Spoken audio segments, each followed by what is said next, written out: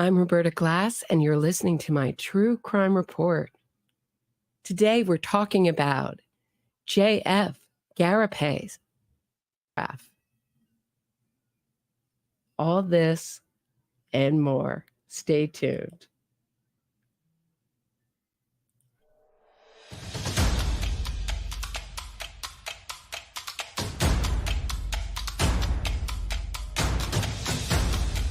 You are listening to the Roberta Glass True Crime Report, putting the true back in true crime.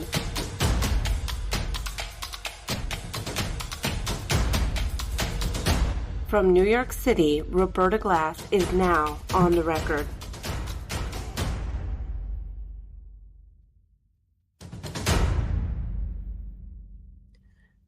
There are some days when I cannot wait to come on and talk to you about a true crime story. And this is one of these days.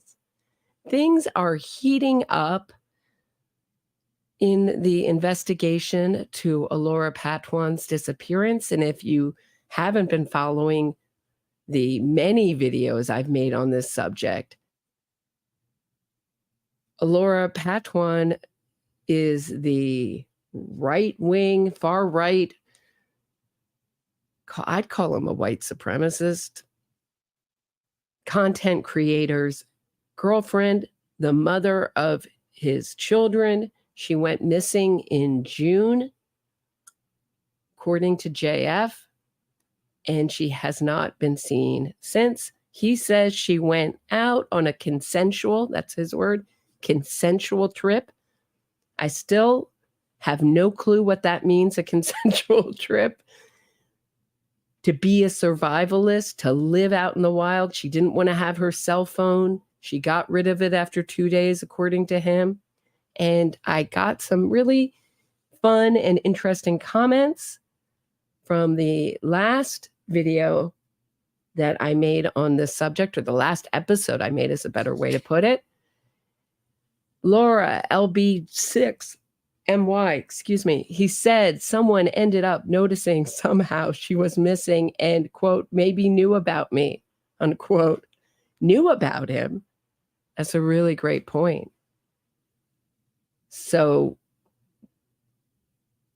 it's been determined by JF's own words that someone in some kind of position of authority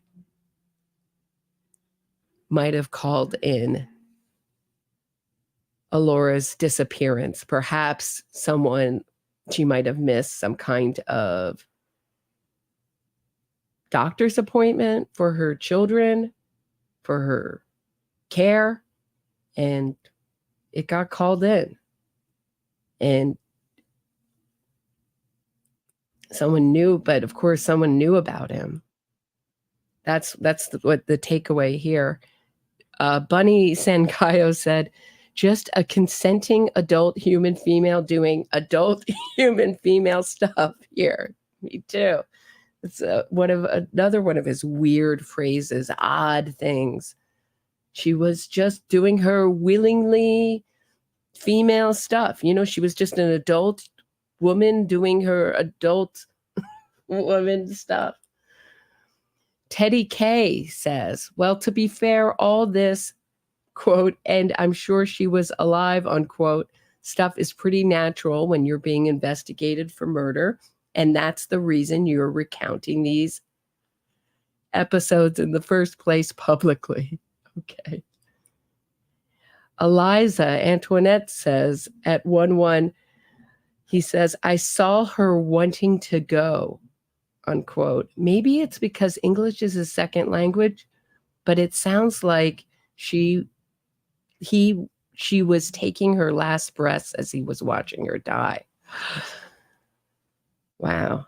Yeah, I wondered, he says that often, like that he's not concerned because he could see her wants or he could see her needs. And that's a really odd way of putting it. But like other people have pointed out, he does stream in English. He did grow up in Quebec, where you have to speak English there. I mean, there's a lot of English speakers. He's been speaking English pretty much his whole life, as far as I know. But you're right, it could be a language difference. My friend sent me this. Listening to your most recent live and had a thought. JF's refusal to discuss Allora or the situation in interviews reminds me a lot of when Damien Eccles went through that period where talking about the murders was boring for him and he only wanted to talk about his magic. I think it's a similar type of narcissism. They love the attention and want to redirect it towards their interests and their accomplishments. And I will be talking about the West Memphis 3 tomorrow night at 6:00, answering my critics' toughest questions. I've been getting a lot of comments, especially about the DNA and why they want to test this DNA, and talking about some of the more hidden evidence in the West Memphis 3 case tomorrow at 6, unless something explosive happens in this case and I have to bump it. So JF went on his show last night and let loose with a lot of really tasty, interesting details, not just about the lie detector. I think I've already gotten a comment that lie detectors aren't reliable. And that's not why I find it interesting. And I'll explain why I find this lie detector such an interesting development when we get back and take a short break, get a drink, get some snacks, a lot of interesting stuff for tonight's stream. Stay tuned.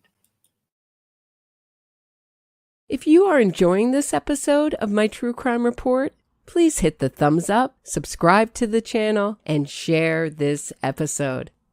Get access to exclusive podcasts and other bonus content by becoming a patron today.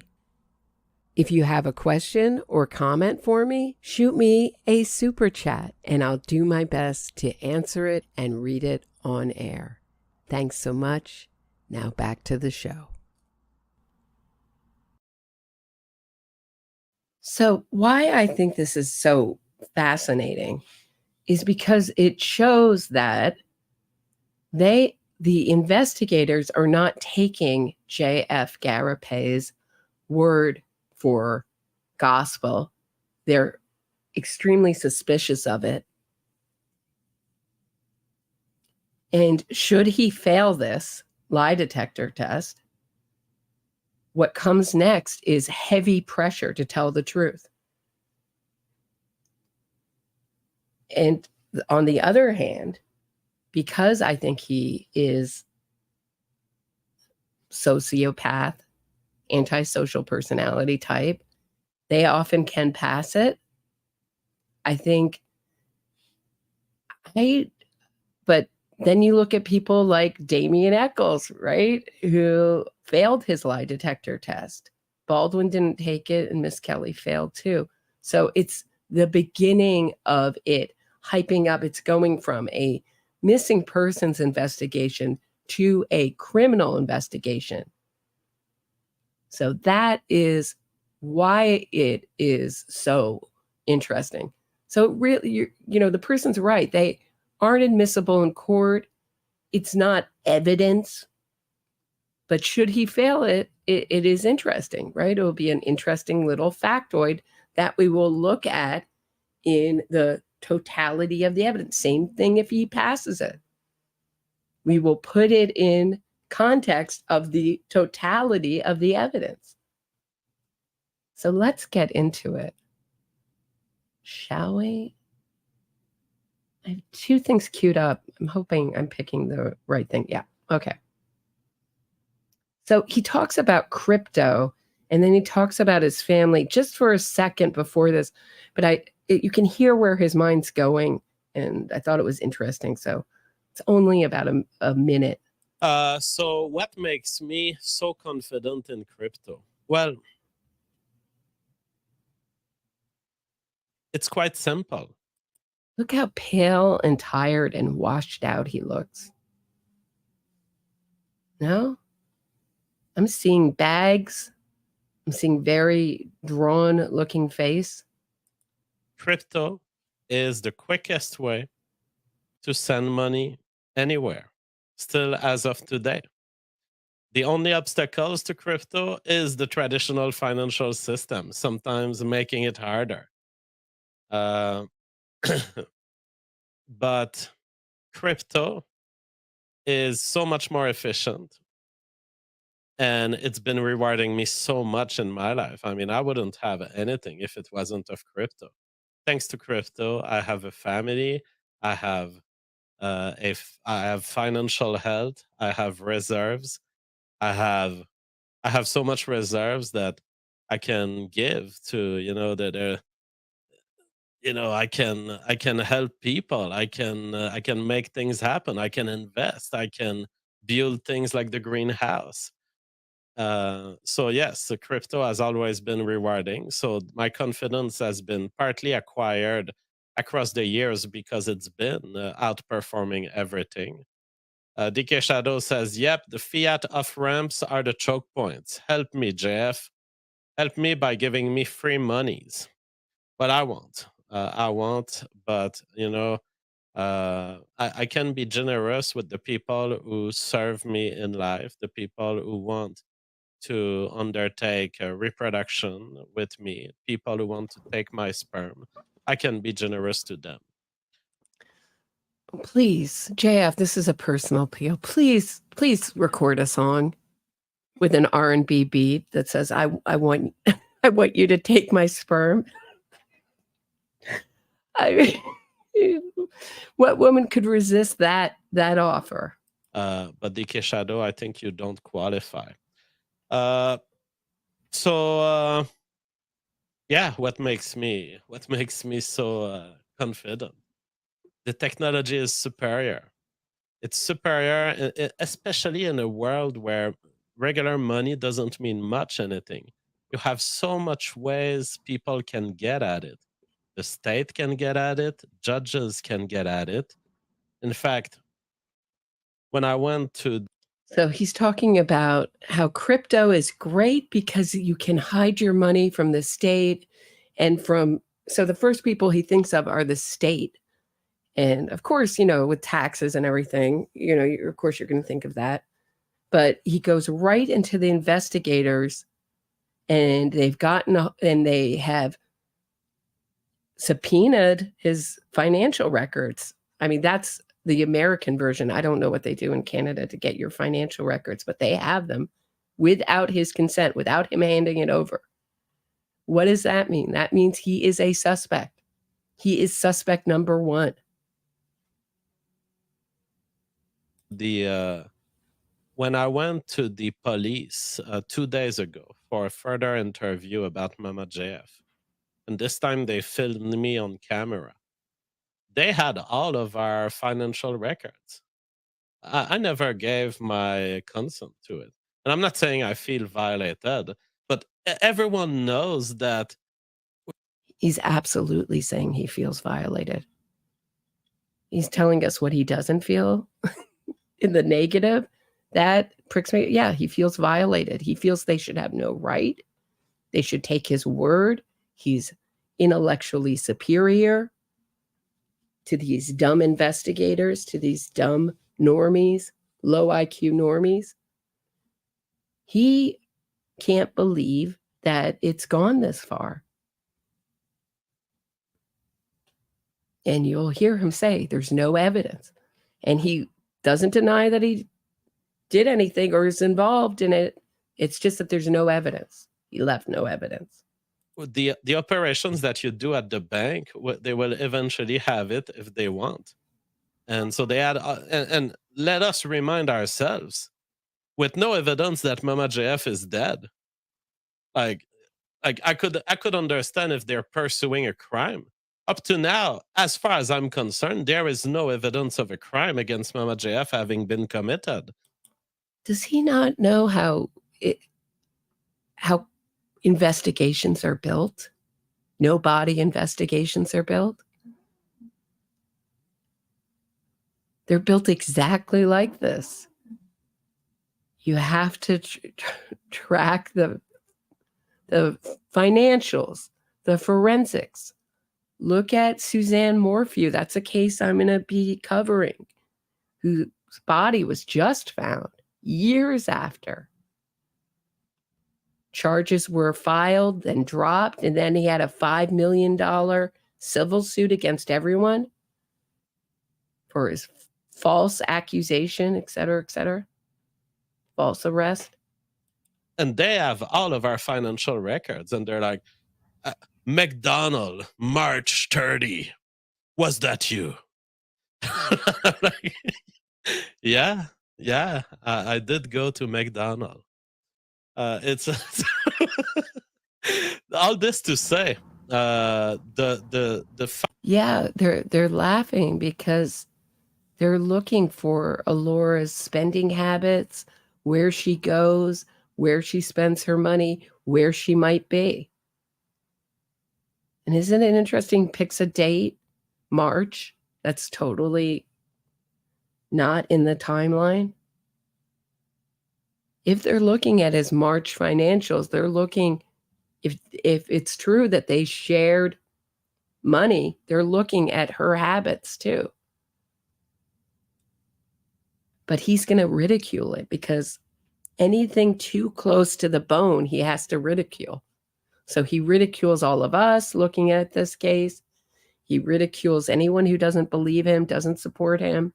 We're all low IQ normies, and he's going to ridicule the police now after pumping them up and saying what a great job they were doing at a time when he should be totally dissatisfied. He should be saying they have not found Allora. These police are terrible. They suck at their job. That should be the attitude. Instead, he's like, oh, they're doing such a good job because he doesn't want her to be found. Financial system as it stands has been parasitized. It's been totally taken over.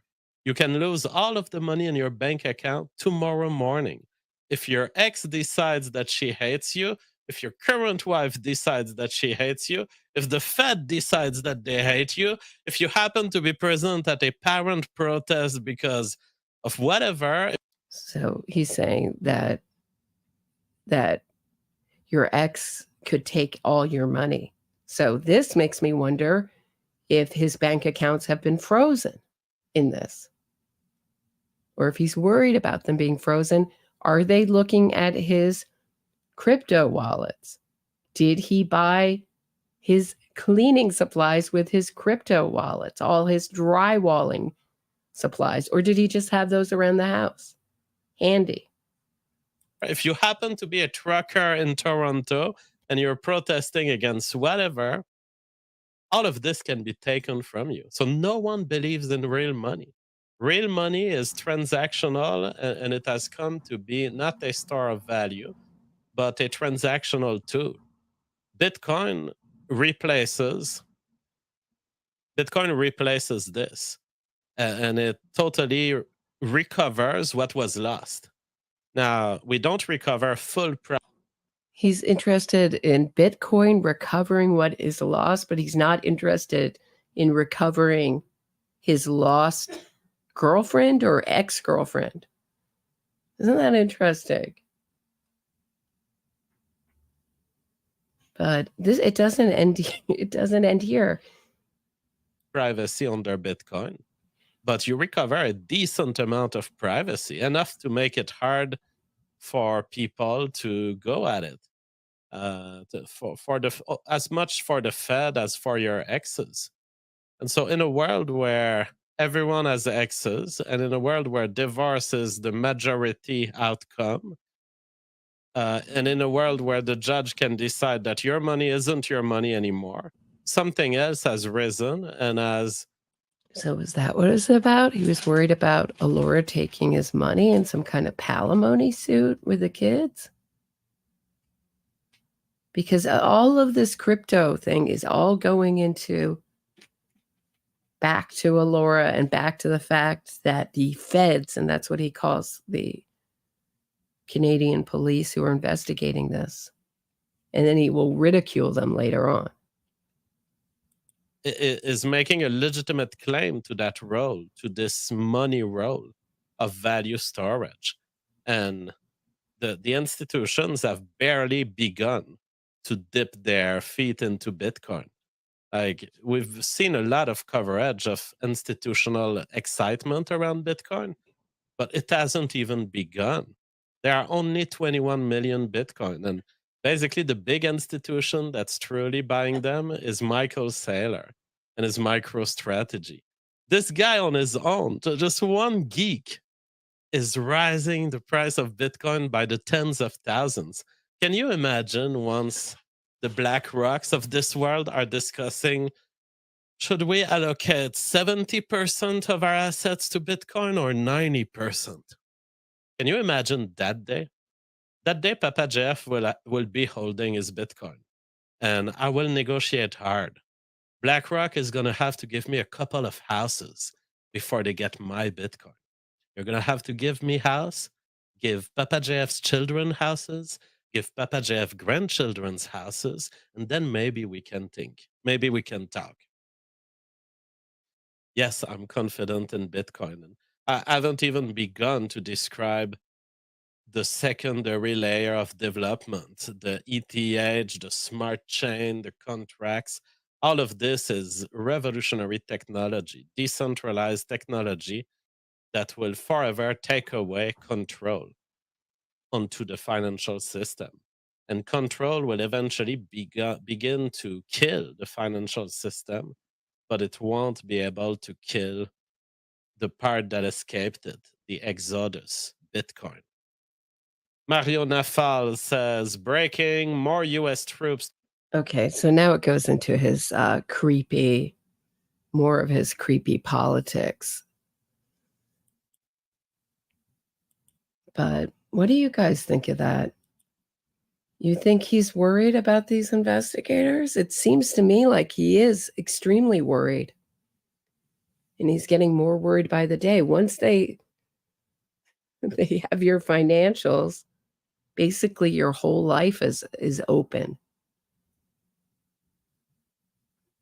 And if I were he, and if I really had nothing to do with this, I would be so angry and worried and sick with worry that my whole life is being opened up to examination. But that, right? And that my ex or my girlfriend, because he never really said that she left, that they broke up, that sort of, it was more like a passion. My understanding is like a passion trip.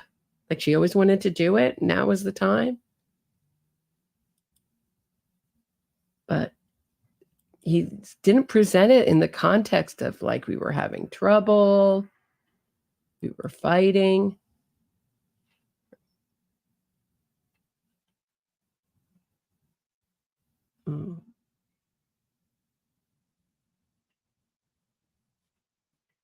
Okay, so then he gets talking. This is when it starts getting more interesting. Then he starts talking about, so his audience is still really interested because it's the headline story, right? Where is Allora? When are you going to talk about Allora? You've gone in and they've videoed you. They videoed your statements. So now they are also honing him down to a story. And he's not a dumb guy. He knows what this means. It means his story can't change now. He can't tailor it to any evidence that might come up without looking really sus. And they want him to take a lie detector test. And I think this, if anything, not only worries him, but grossly hurts his feelings. That his bro investigators aren't just taking his word for everything. interrogation with the police. I forgot to tell you guys a detail, which was hilarious. At the beginning of August, you might remember that I took 4 days of break to drive to Quebec to go see family. And I did. And the policeman from the major crimes unit of the feds in Canada, a high level guy, a very straight guy who was good in his questioning, I have to say. But he looks at my financial records, which he already had without my consent, and he's like, $400. So these were not consensual. It's his favorite word. They took his record without his consent, his financial records, but he's not at all bothered by it. Just remember that. Not bothered by it at all, even though he's brought it up twice.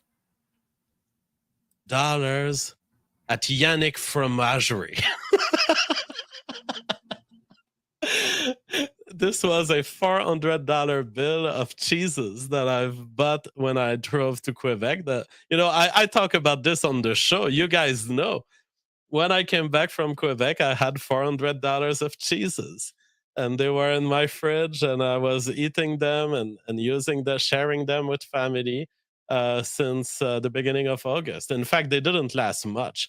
I ate this $400 of cheese in maybe a month. But oh my God, was this good? And so I'm like, yeah, every time I go to Quebec, I buy $400 of cheese.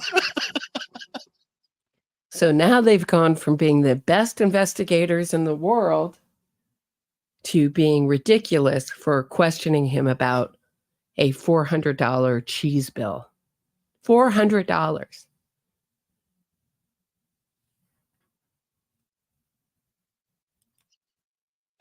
And he's like, that's very interesting.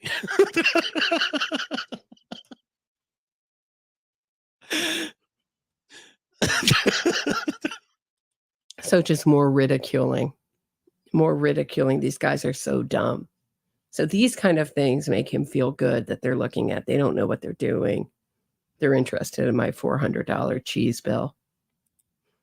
And so it's like we're talking about a disappearance investigation, and the whole I have the the mainstream news media titling "White supremacist wants to control women," basically framing me as a murderer, and the feds are like, we have to go hard on this guy.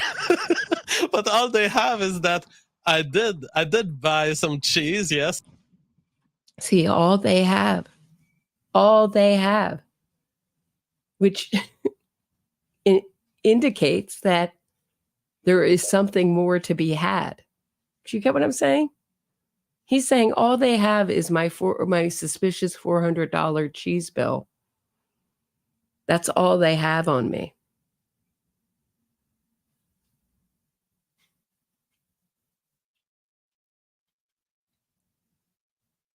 So the natural inference is that there is something else to be had that they don't have. And he's going to ridicule them again. In Quebec, and I did go to McDonald's. Guilty. Oh my God, it's hard not to laugh your ass off when they come at you with these questions. Justin Carlson says, Jesus Christ. You should start buying more and more bizarre stuff.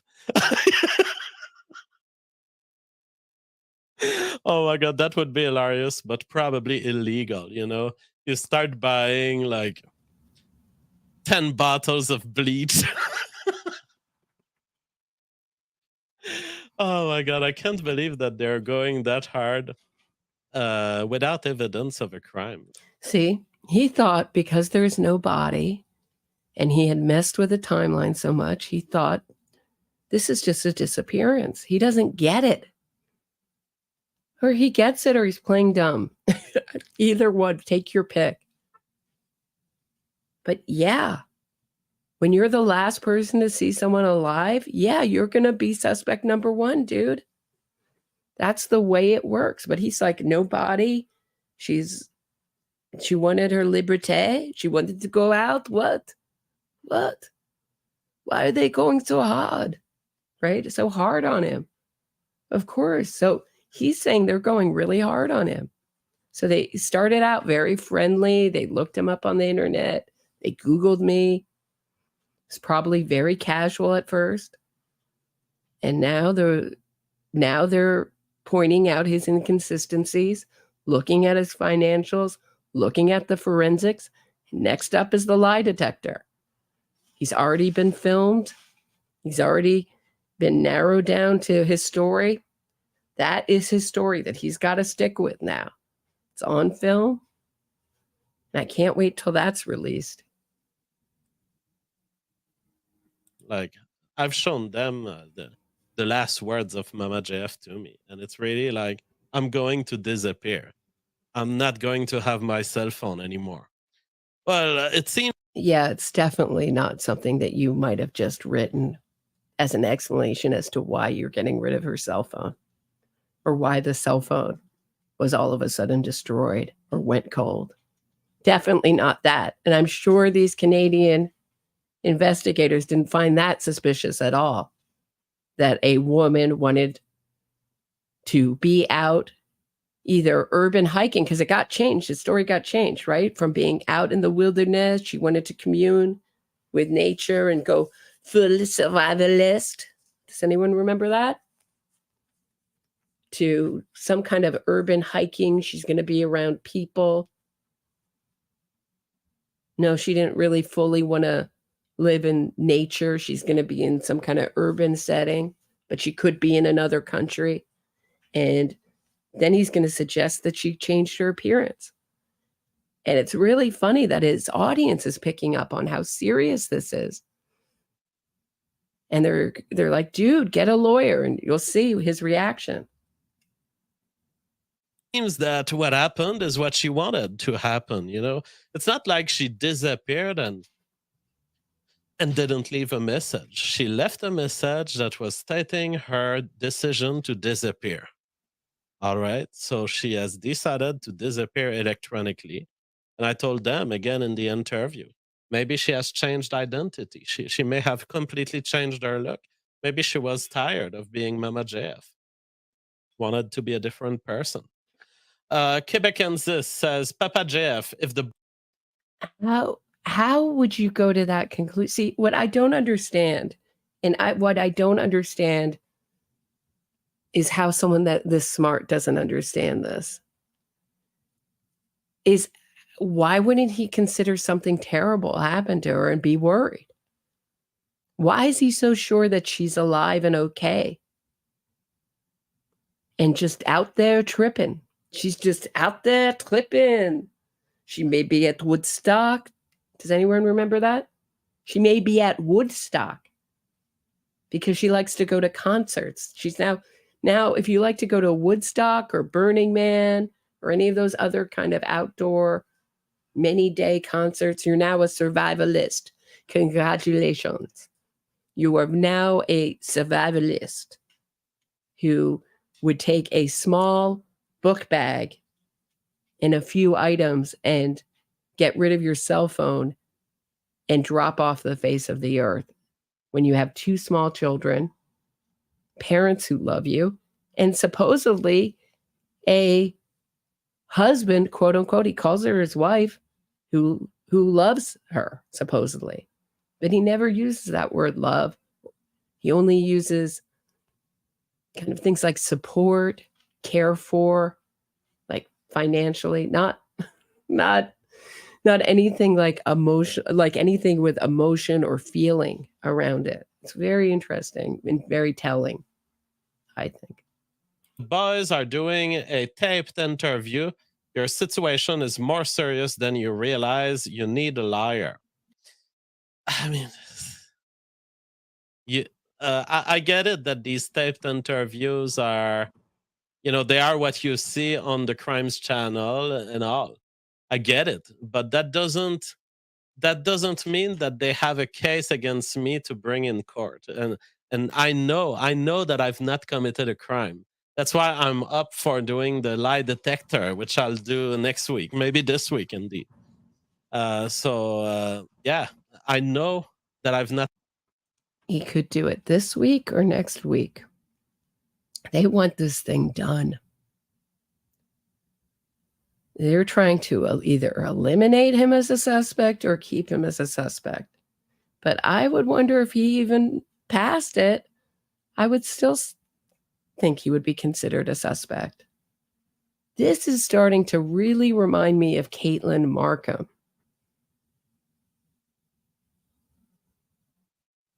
And her boyfriend, John Carter, who is now going to trial. Her body was found right near where his family has property, miles away, miles and miles away.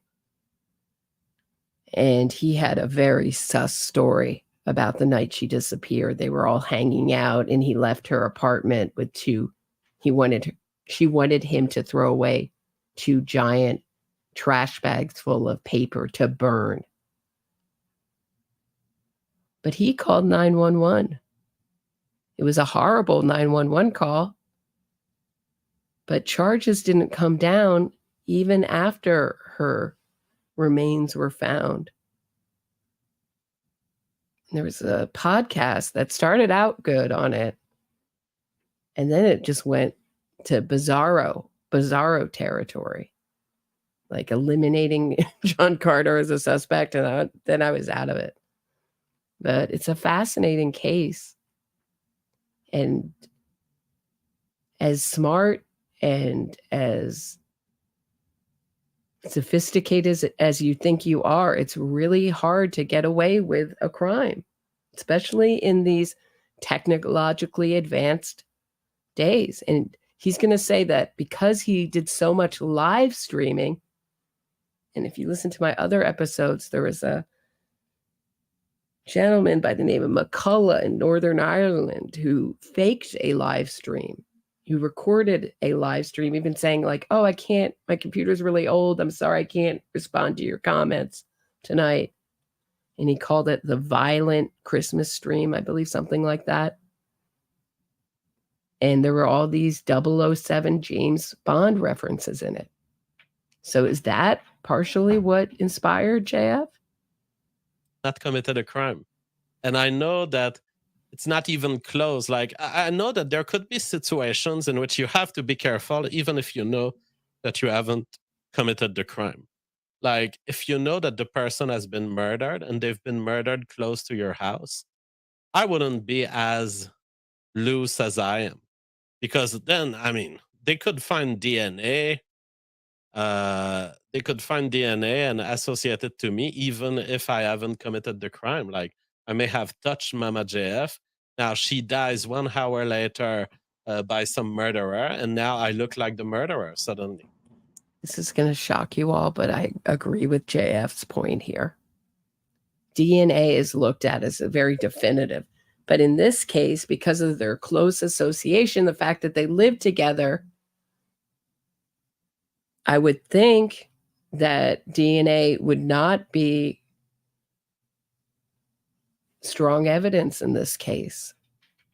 However, I thought his comment about her being murdered close to home, he would be very worried. How does he know that she wasn't murdered close to home by someone else? How does he know that?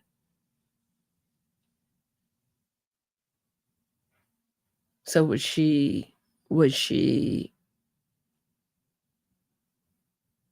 disappeared far away from home, and that's what gives him confidence? Is she in that water? Is that what gives him confidence, that he thinks she'll never be found? Or is it just his superior intelligence that gives him such confidence? But in this particular case, we're talking about someone who has clearly stated her intent to me while she was very far from me. Like, there is plenty of record that will place me hundreds of kilometers away from Mama JF. Whatever happened to her? And on top of it, we don't have her body. We don't have her body. See, what did I just say? That's what gives him confidence. He thinks it'll never be found. Maybe it won't. But talk to John Lewin. He's tried more no body cases. I'm talking, of course, about former deputy DA John Lewin from Los Angeles, the king of the cold cases. He's won every single no body cold case that he's ever tried. One of the most winningest prosecutors in all of Los Angeles, trying the hardest cases. The greatest lawyer working today, I think, greatest prosecutor. No one even comes close, in my opinion. And I don't just say that because I enjoyed interviewing him. I just think he's so original and efficient and successful at what he does. It's incredible to watch him in action. Highly recommend watching the Durst trial, where he prosecuted Robert Durst, or any of his other cases. He's a fantastic lawyer for that reason. So yes, you can be prosecuted when no body is found. It is harder, you're right, but it has been done. We have her statement that she wanted to disappear. So in these circumstances, it's going to be very hard for this. You can film me, you can lie detect me all you want. It's going to be very hard to mount a case against me for anything. Mark D's channels. So what he's telling himself is that even if I fail, there's no body, I don't know, he seems kind of worried about those financial records, but that's not enough to build a case. So I'm home free. I don't need a lawyer. I'm smarter than the investigators. And this is a difficult time now, but it will pass. That's what he's telling himself, if I had to guess. Who says lying to the feds is a crime. It does not matter about what. Yeah, I know, and that's why I'm not lying. I'm never lying. I'm being super transparent with them. DK Shadow says JF can teleport or he's a master hacker. That's the only rational explanation for the lack of evidence. Yes, the surgeon JF. Surgeon General. Synagogue president stabbed to death in Detroit. No suspect or motive. Well, you know, when you're stabbed to death in Detroit. So we have to sit through his creepy politics for a second, and then he gets right back into it. His audience is interested. I don't know why he doesn't just stream from, I get because he doesn't want to tell on himself. But why don't you? Why don't you just stream about this one subject? And I think it goes back to what my friend was saying. He's insulted that people are more interested in Allora and her disappearance than JF and his fantastic scientific ideas that will be accepted by everyone in 100 years. It will be very often without a motive most of the time. Very often the level of criminality in Detroit doesn't lend itself to explicit motives. It's just random killings all the time for no reason at all.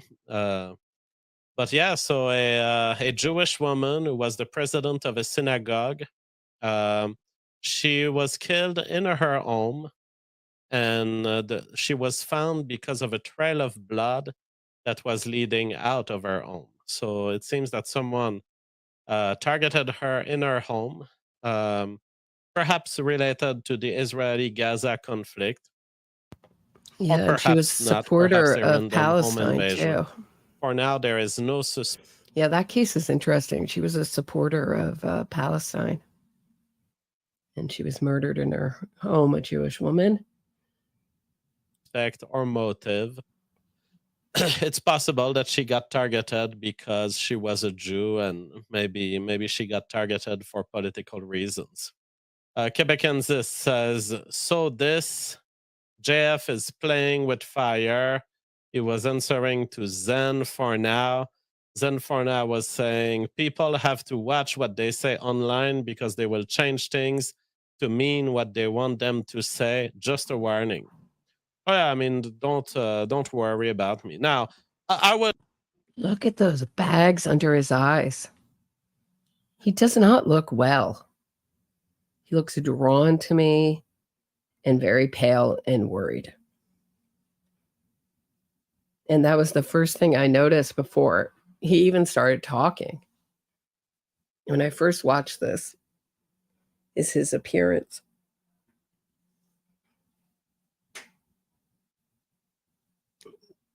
Are you seeing the same thing? Well, I will totally grant that my approach to the investigation of Mama JF is not what I would recommend to most people.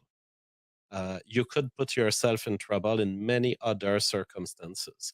I am simply very confident that in my case, there is enough of a margin of safety, a margin of it can't possibly be me. It can't possibly be me. How about I did not kill Allora? How about that? How about that sentence? That has not been said in any interview, live stream, unless you want to count the Crucible who asked him directly and he just answered no. If he killed Allora. That did anything to Mama JF, and I have. He didn't do anything. Well, you're not being accused of doing anything to Allora. You're being accused of killing her. This is often kind of language we see. Remember Michael Peterson? I didn't hurt my wife. They'll often say that. I didn't do anything to hurt them.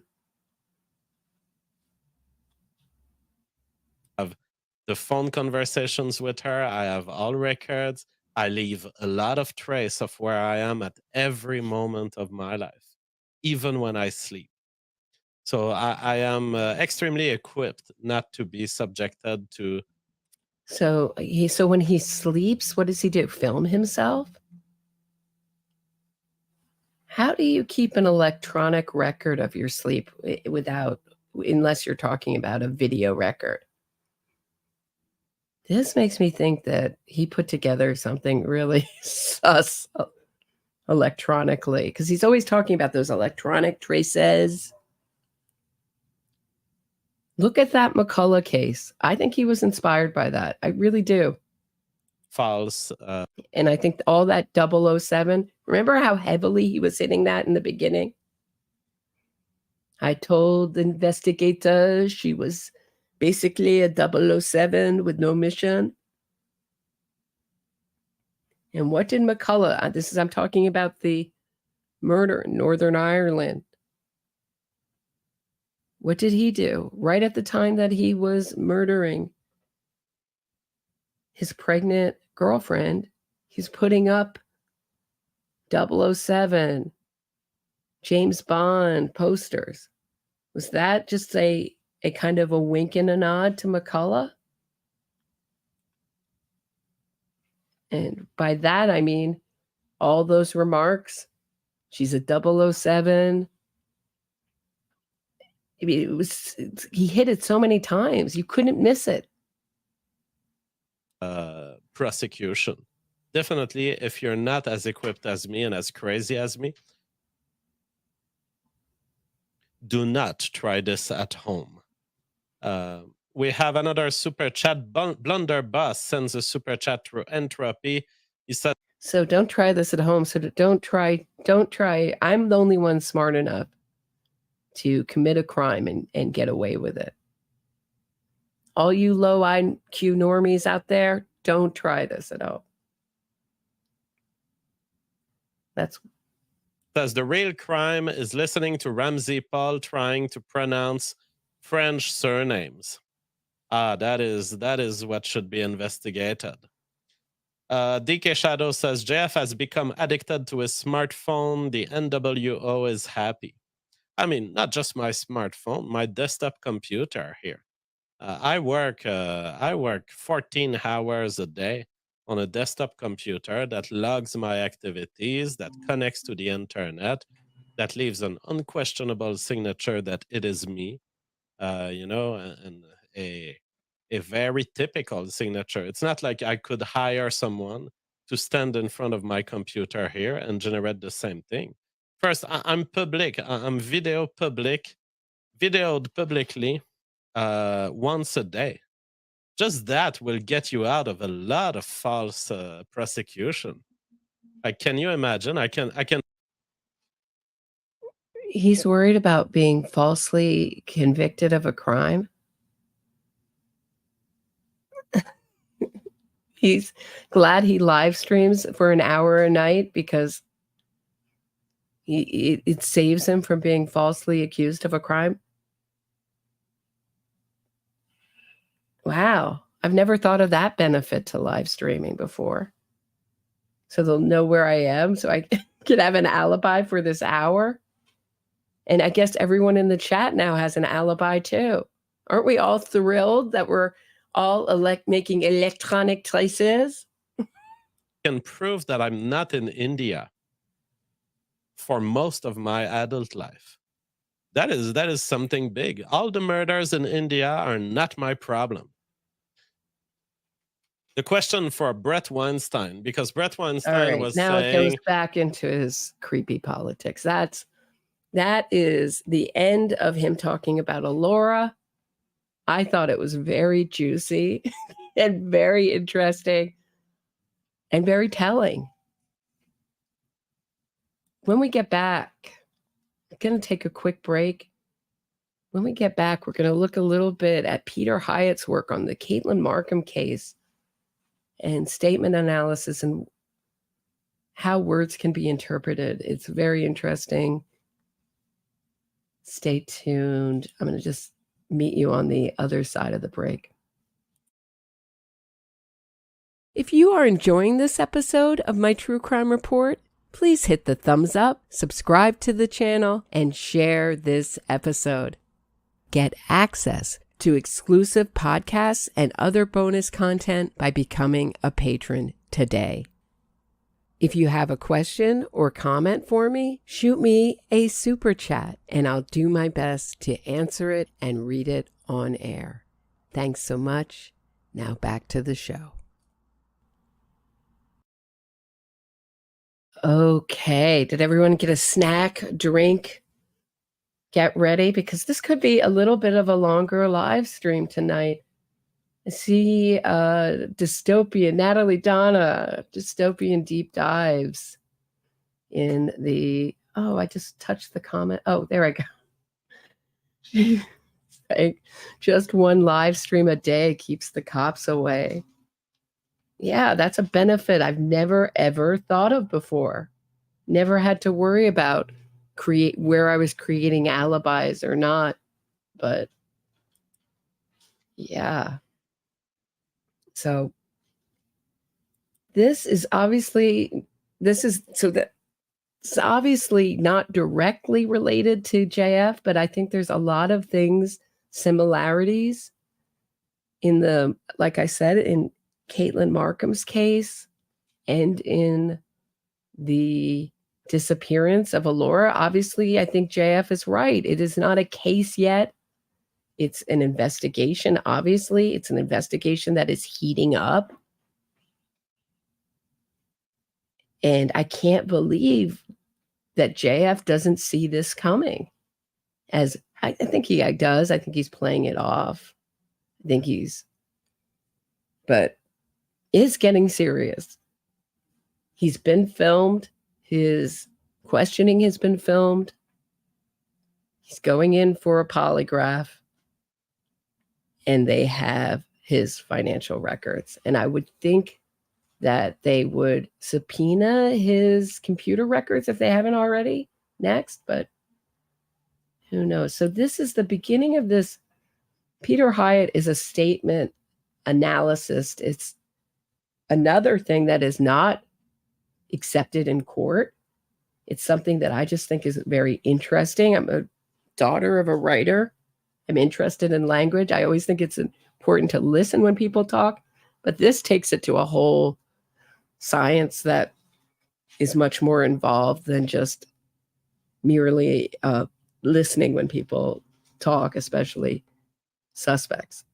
But here he describes how statement analysis is used by investigators.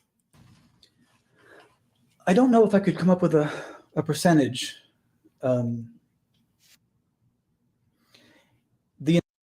He was asked how successful is statement analysis. I've heard him say it's 100% reliable, and that, of course, makes me raise an eyebrow, makes me very skeptical, because I don't know anything else that's 100% reliable. The analysis is so strong that it leads to confessions. And then with a confession, we have obviously an adjudication of the case. But I don't know that I could think of a percentage of that. It depends on the skill of the interviewer. I have offered in different cases to conduct the interview for law enforcement wherever possible. It is cost prohibitive. A case that's on the other side of the country, they can't afford to bring someone in to interview, but I can train and assist the officers in the interview process. The interview comes most successfully when the analysis is well known. Statement analysis is a tool. It's one of many tools that law enforcement, for instance, uses to solve cases, but it is probably the most potent tool, because once we learn what happened from the person's own words, even in the polygraph, if we administer the polygraph with the subject's own words, it is near 100% foolproof.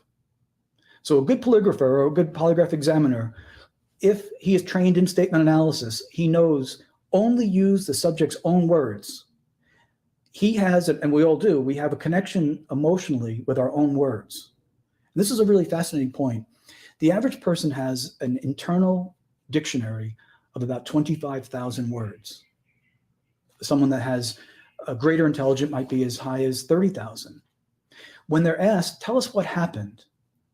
For instance, if I said to you, what happened to you this morning? You would go into that dictionary of, let's say, 25,000 words.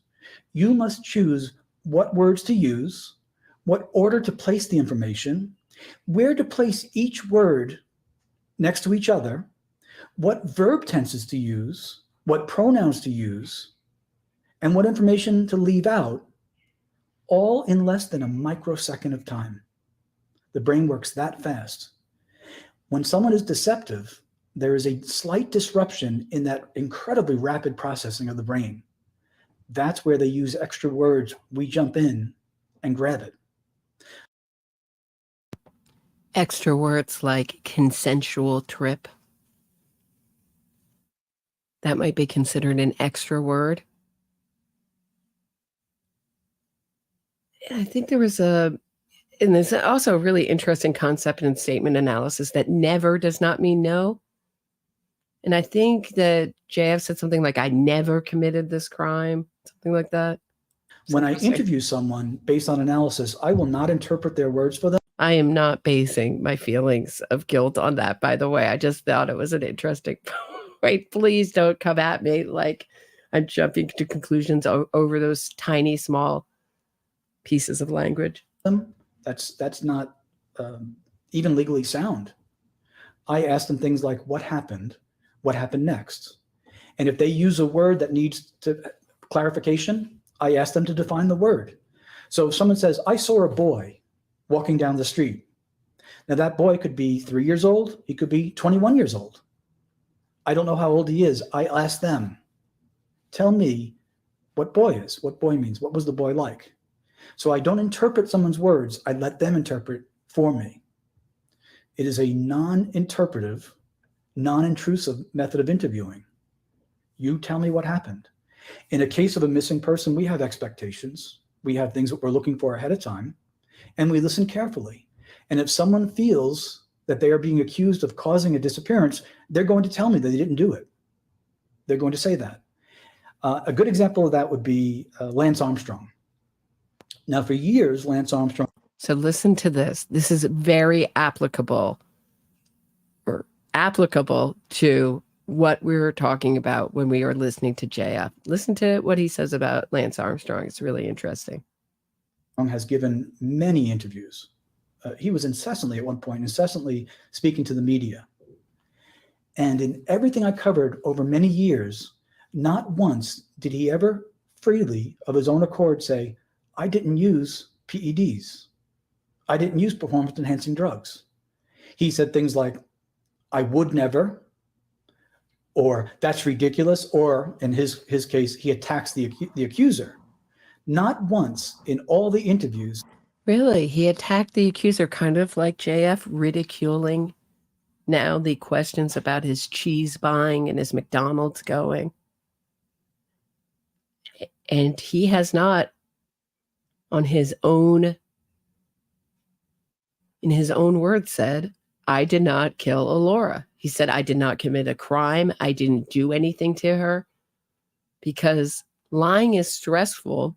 And the concept around statement analysis is that we avoid lying at all costs because it's so stressful. And it comes out in our language. Has he ever said, I did not use performance-enhancing drugs? That would be a direct lie. And that means when he goes into that 25,000 or 30,000 word dictionary, he must interrupt the process of speaking from experiential memory to do this. There is a slight delay now in that less than a microsecond of time has now been cut into. That's where we catch our deception. So sometimes, and this comes up every so often, especially with police, where a police officer has graduated from street patrol to detective. He's good at what he does, and he's probably a kind of a gifted, intuitive listener. And I will say something in training like, this is a reliable denial. I, the pronoun I, didn't or did not, both are acceptable. And then the allegation is answered, use performance-enhancing drugs. If those three things are present with nothing else, you then ask, why should I believe you? If the person says, because I'm telling the truth, it is 99.9% going north likely that he didn't do it. And so every so often it'll come up where a detective says, you're saying to me, if he says he didn't do it, the interview's over, he didn't do it? That's ridiculous. I just interviewed this guy for 3 hours and all he did was tell me he didn't do it. So I say, let's get the transcripts. And so transcripts of the audio interview are made, and then we go through them very carefully. Not once did he ever say those words of his own accord. It's called the free editing process. It's where we freely choose our words. So if you said, Peter, did you use performance-enhancing drugs on Tuesday?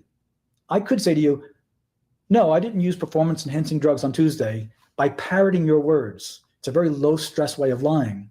However, while I'm freely choosing my words, going into that dictionary of my own, using my own words at my own pace, if I did use performance-enhancing drugs, I'm going to be almost incapable of saying those words.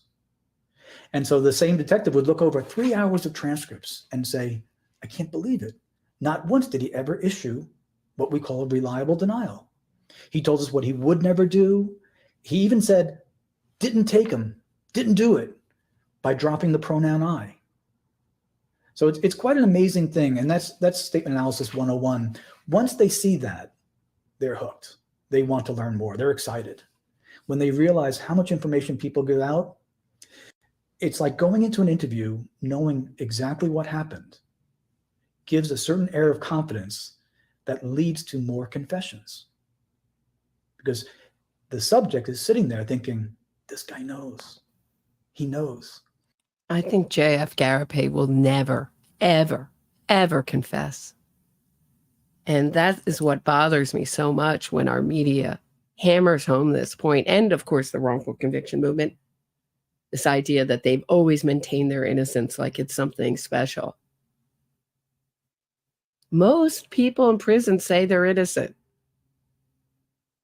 It's a rare person who says, yeah, I did it. Yeah, I'm here. Someone who fought it, denied it. I mean, that's going to be the norm, right? Because the people that say they did it, they took a deal. Yeah, Actually, so many of these people getting out now are people who've confessed or taken deals. Now the Innocence Project is moving on to them, but the people that fought it go to court. Of course, they're going to fight it to the very end. And I think JF Gariepy is one of those people. He'll never, ever, ever, ever give a confession. I will be so shocked. I'll probably be, comatose from shock if that happens. Say after, usually when they really pressure you to confess is after you fail a polygraph. But I can imagine him thinking he's so much smarter. They have nothing on me. I'm just going to deny to the end.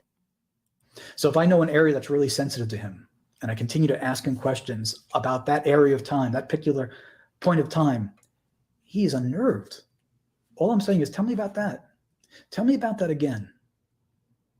And he becomes unnerved, and out comes the confession.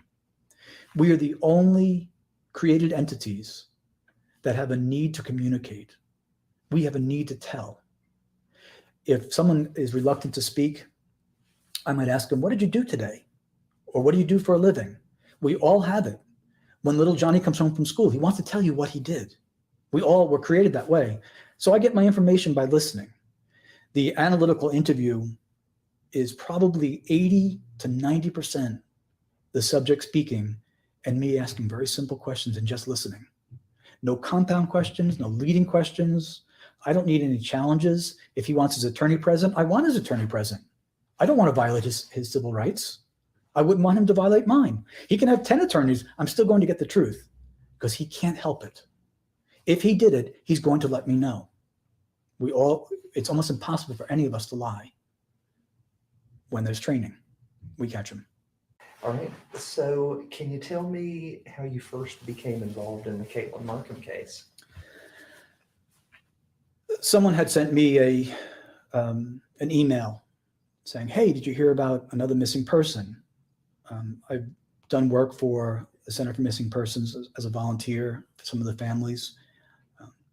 It is a particular type of case that is loaded with emotions because there's nothing more frightening for us than the unknown. So when someone goes missing, that person is vulnerable. The family member or the loved one that's behind it is completely vulnerable to all sorts of shenanigans and troublemakers and people that want to impose themselves on a case. Unless you're JF Gariepy and then it doesn't bother you at all. Then you're like, please don't even investigate. She's fine. She's off tripping. She's tripping. Why? You'd be wasting your time. She would be leaving you false traces. She would be changing her identity. She would be avoiding the cameras.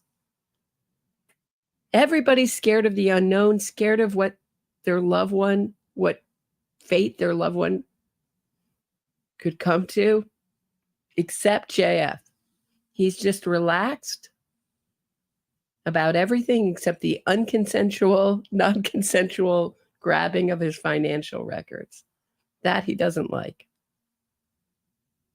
Not Allora's disappearance, possible death, that doesn't bother him at all. But taking his financial records, hey, that's something else. That's something to get upset about.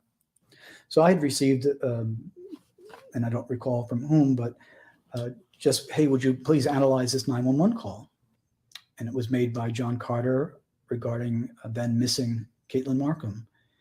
And so I posted it on my blog, a very brief analysis, general analysis. The point of the blog is not to give complete analysis of anything. It's actually an advertising tool for my business. So a police officer might see that and say, hey, this is pretty good. Let me ask if I can get some training there. And then word of mouth goes from there. And that naturally led to departments asking for help. And then companies. Yeah, it was great in the beginning. I've been following Peter Hyatt's career for a long, long time, even before I had a podcast. And he used to have a blog where he would look at statements that either suspects or husbands of wives who've disappeared, just like Allora and JF. And he'd write these things, or he'd take famous cases like Amanda Knox. and write about them from their statements. It was great. He really kept a very active blog. Now he's so successful, he doesn't add to it as much, fortunately. He's in hiring because the Department of Justice told us 15 years ago that among people that steal from a company, 40% of them plan the theft during the interview process before they're actually hired. This theft does not include all the new exploitation where people are fraudulently claiming to be harassed, fraudulently claiming to have fallen and injured, fraudulently claiming to be in a hostile work environment. These are things that people plan so they can get their hands on money that their hands did not earn. And so by catching those who are deceptive in the interview process, companies can be protected from theft. A particular company that I've worked for the last 4 years has had a dramatic drop in theft because they're not hiring those who lie in the process. They're sifted out. They don't want to be taken advantage of in today's world where people lie with impunity. All right, I'm going to go past his hiring process and go into the 911 call because I think it's much more interesting. About things that didn't happen. Okay. And after you posted the analysis on your blog of the 911 call, a few weeks or months later, were you contacted by anyone to do any additional work or analysis about it? Well, I had seen actually fairly closely afterwards that the caller of the 911 call, John calls. Sure, definitely. A 911 call, sometimes it's called excited utterance, that the person is just speaking off the cuff and it's an emergency situation. And there are things that we look for in this. And so someone says, you know, there's no book written about what you react on a 911 call about a missing person. And the answer to that is, yes, there is. There is a large body of work, a lot of documentation about what 911 calls sound like when someone is calling as an innocent caller. What we do with a 911 call is look to classify it of one of two things. Either it's an innocent caller or a caller with guilty knowledge. And as any interviewer can attest to, and this means job interview, journalism, anyone else, 911 operators, it's an interview, question and answer. You are given one or two impressions. Either this person is working with me to facilitate the flow of information to find Caitlin, or he isn't. And that's the impression that most interviewers, 911 operators, police interviewers, business interviewers. All right, I'm going to do an informal poll. If you think JF is helping with the flow of information in Allora's case, press 1. If you think he is not helping, put 2 in the chat. Just so curious. Journalists will have either this person is working with me to get the information going, or he's not. He's hindering the facilitation of information that will bring back Caitlin. So we begin with that first premise, is that this call should be someone who's looking to help find her. We also begin with the presupposition of innocence. And this is not an ethical or moral stance. Legally, John Carter is innocent until proven guilty in a court of law. And what I say today is my opinion of the call, my analysis. We presuppose that the caller has no guilty knowledge of what happened to Caitlin. We do this for a purpose, a scientific purpose. We presuppose, therefore, in this presupposition, we have an expectation of what he's going to say. He's going to go into that dictionary of 25,000 to 30,000 words, and in less than a microsecond, he's going to tell us his priority. My fiance, Caitlin Markham, is missing. That's his priority. We have a priority that's going to be an urgency about this.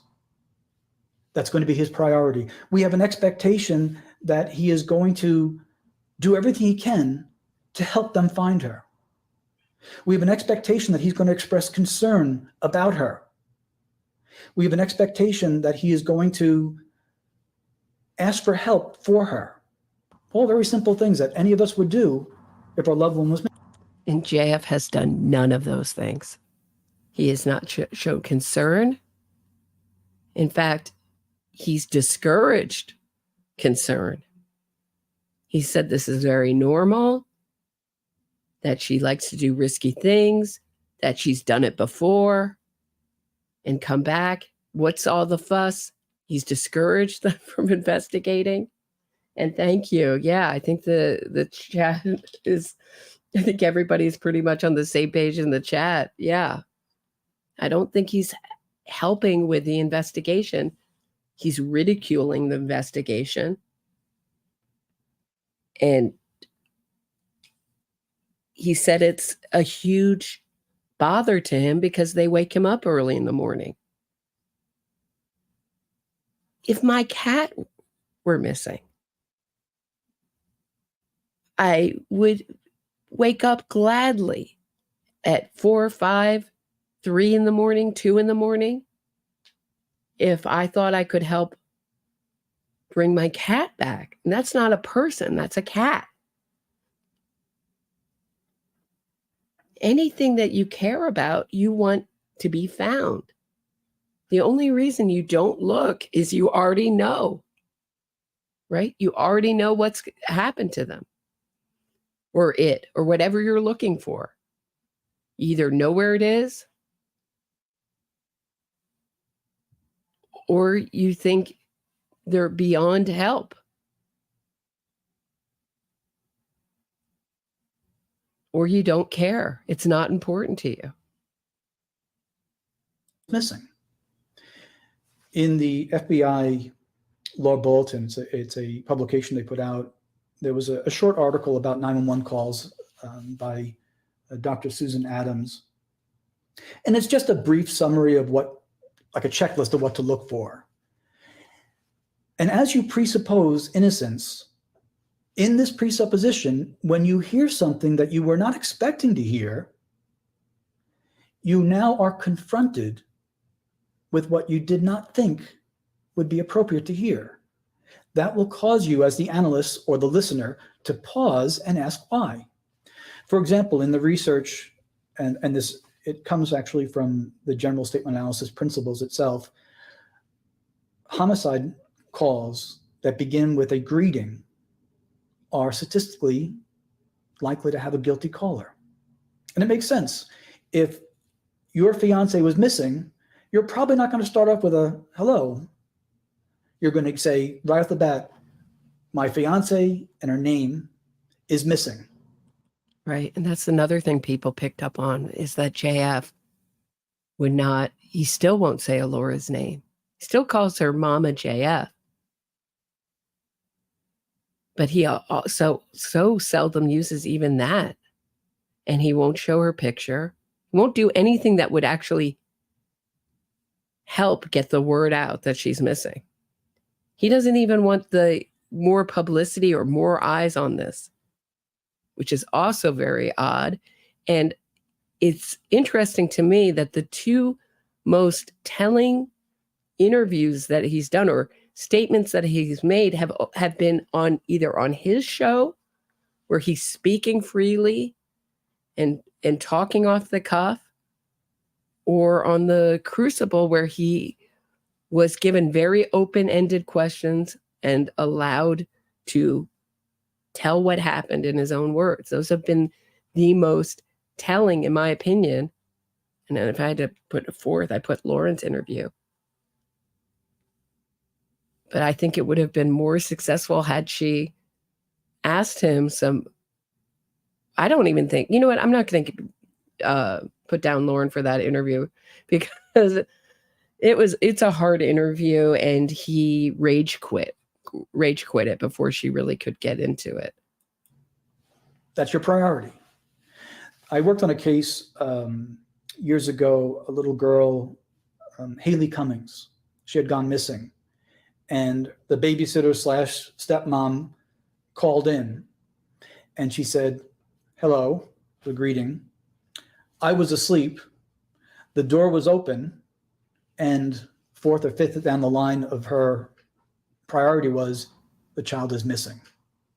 But before she...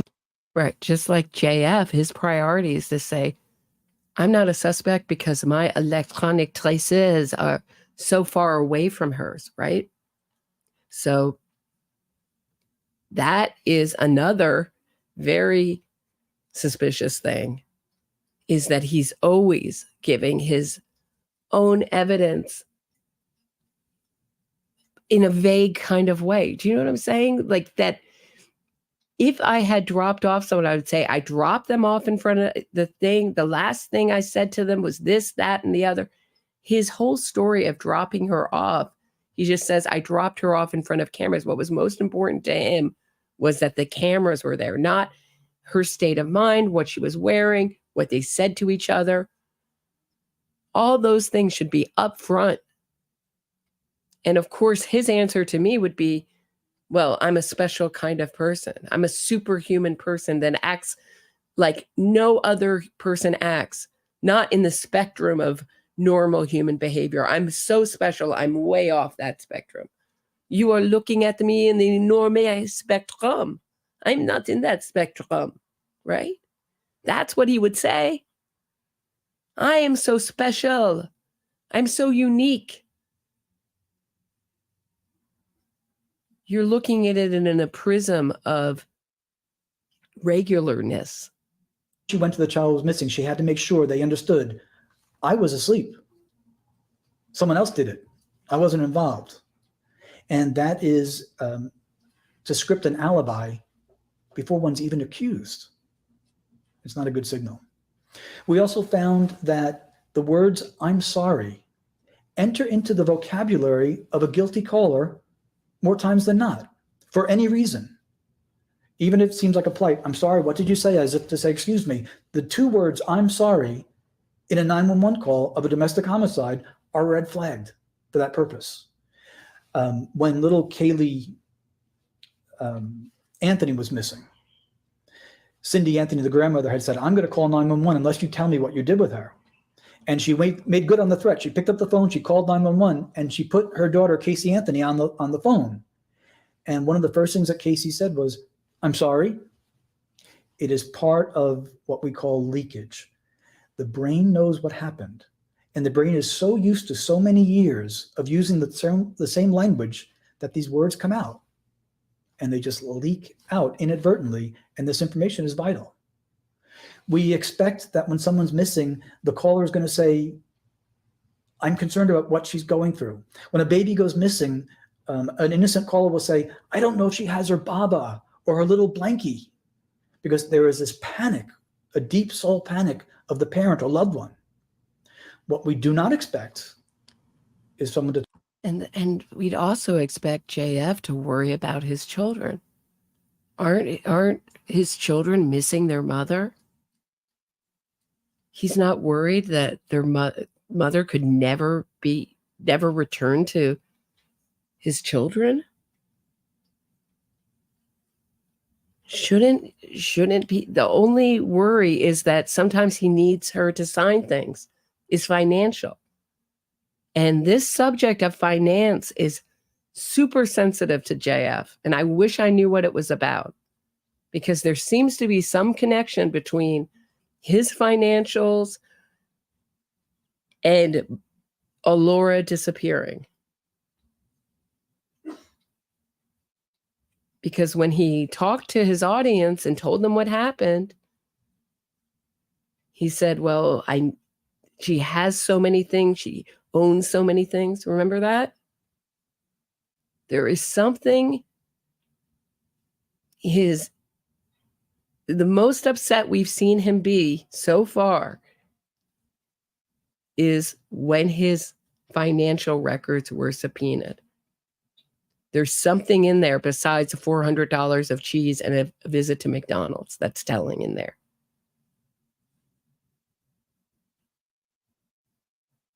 It's not just an invasion of privacy that he is so alarmed about. He can try to make it a kind of political thing. Oh, the government can go in. big government and take the little guy's financial records.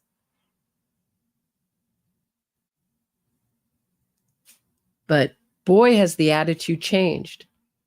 From early October, of course, I'm the last person to see her alive. Allora is a crazy woman. She brings chaos into my life. I should have known to expect this. To now, everyone should be very alarmed, and that's why we should all get crypto wallets so the government can't get into them. To talk about themselves, concern for themselves, not for the missing victim. When another girl named Heyy Dunn went missing years ago from Texas, it's a case I worked on. One of the things the mother said on the Nancy Grace show was that she had a toothache. And if my child was missing, I wouldn't have the wherewithal to talk about my comforts or lack thereof. And so I had told investigators drugs were involved, toothache, pain, narcotics. And sure enough, the mother ended up failing her polygraph, and drugs were heavily involved in that case. So we listened very carefully to what's one. He did great work on the Heyy Dunn case. Look it up. Fantastic.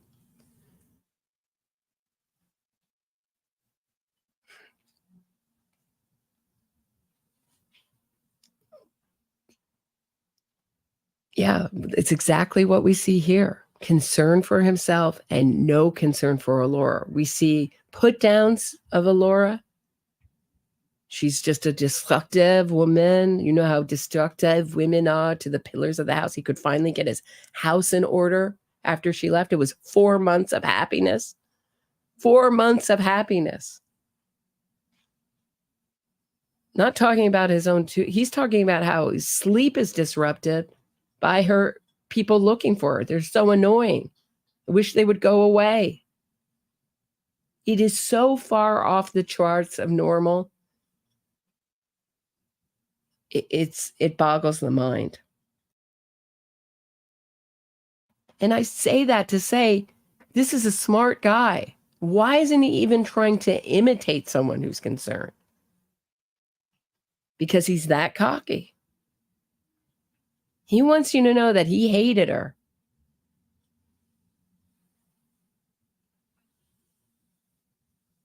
He's still here. That's the important thing. Sharing all his important scientific and creepy politics with you all. That's the most important thing, is that he's still here. Streaming every night and making electronic alibis.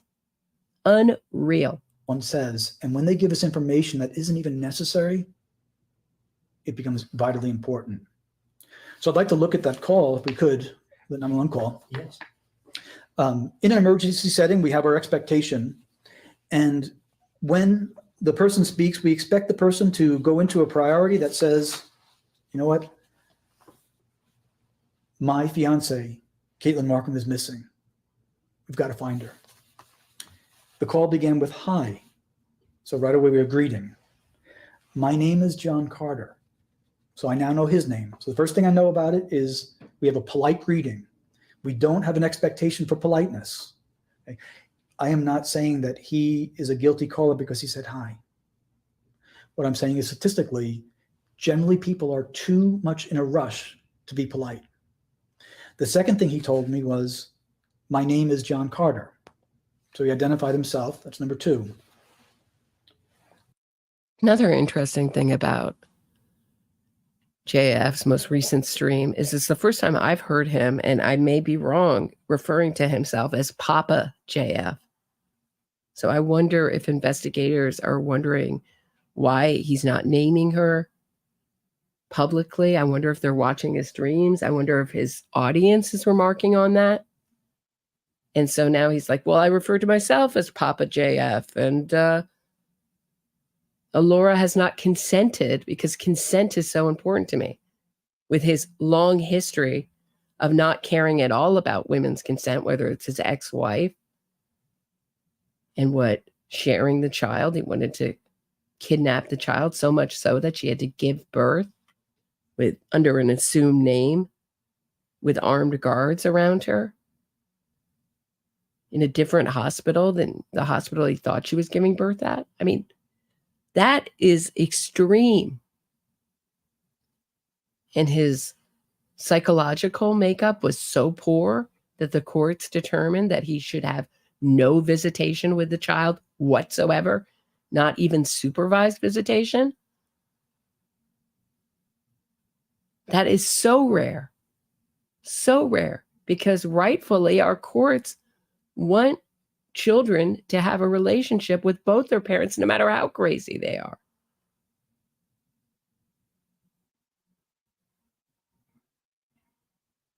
I am calling. I know that you're not supposed to report a missing person before 24 hours. So he started with a greeting. He gave his name, and then he's telling them, I'm a rule keeper. I'm a law-abiding citizen. I know you're not supposed to call before 24 hours. See, and JF does the same thing. He aligned himself with investigators. He says that he is law-abiding, good guy. It's a long comment. I wish I had pulled it. Maybe I'll pull it for Nick. I hope this is one of the last shows I do about JF, but if there continues to be news, I will pull that comment. But one of the people in my audience made a really remarkable comment, just quoting him verbatim. It was so long, I really had a hard time. I knew I would have to chop it up into little pieces, just like JF in the picture in the, what was that? That was Daily Beast article, that he was so obsessed with the picture and the headline. And he tried to sort of make it a political thing without talking about what was actually in the article. Just saying, being smeared. It's a witch hunt just by the picture, which was pretty tame, I thought. Certainly compared to my thumbnails. This is not necessary information. You need to get to what's wrong. Then he said, my fiance is missing. And we look at that as a social introduction. In statement analysis, we listen carefully to how someone is introduced. He gave his full name correctly, John Carter, but he didn't give the victim's name. My fiance, Caitlin, is missing. My fiance, Caitlin Markin, is missing. That tells us, in our rules of social introductions, there is a problem with the relationship. So if I said, my ex-wife, Sally, that has the possessive pronoun my, her title of ex-wife, and her name, Sally, that says they may be divorced, but they have a good working relationship. If I said, my ex-wife, I've now reduced that. If I said the ex with the article the, I'm now saying there's a problem there. So we have an incomplete social introduction, which tells me there is a problem in the relationship between him and Caitlin at this particular time. What I'm going to do is I'm going to listen very carefully to how he refers to her. She's missing. So what I expect to hear is her name used quite often. But then he said something that's very disturbing. He said, I can't find her anywhere. So if someone said to you, I can't find her anywhere, the first thing you're going to say is, where have you been looking? When a child goes missing, let's say a toddler, the scope or the geographical scope, say, is small. The toddler, you're going to look, I looked under the bed, I looked in the closets, I looked behind this, behind that, where she plays hide and seek, that sort of thing. An adult, the scope is much broader. So have you been to the stores, the malls, the hospital? And of course, JF wants to widen the scope as much as possible. So when the interviewer, I believe this is the Crucible, on the Crucible channel, I think that gentleman's name is Andrew. Let me know in the comments if I'm correct. When he asks him about about. I just lost my train of thought. Where was I? I'll return. I'll circle back to it. Let me go back and see if I can remind myself a little bit of what I was going to make a really important point, and I just lost it. Sorry, guys. I'll remember in a second. When a child goes missing, let's say a toddler, the scope or the geographical scope, say.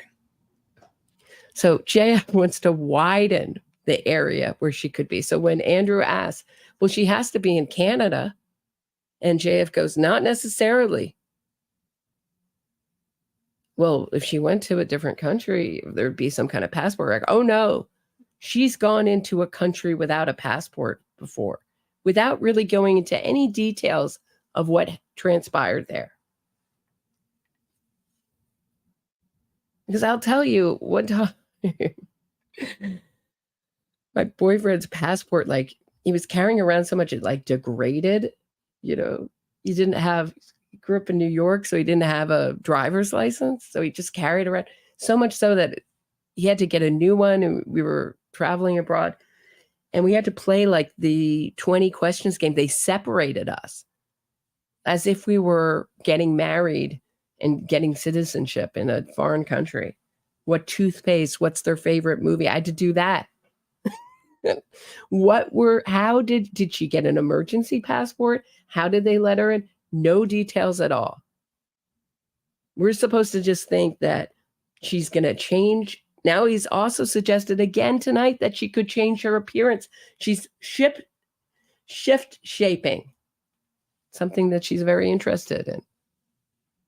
But interest in it and actually being able to do it are two different things. So he's going to say that she changed her appearance because he knows she doesn't want to be found. How can he know that if he hasn't spoken with her? Is small.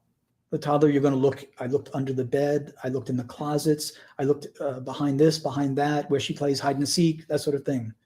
An adult, the scope is much broader. So have you been to the stores, the malls, the hospitals, the emergency rooms? Have you checked everything? Because he can't find her anywhere.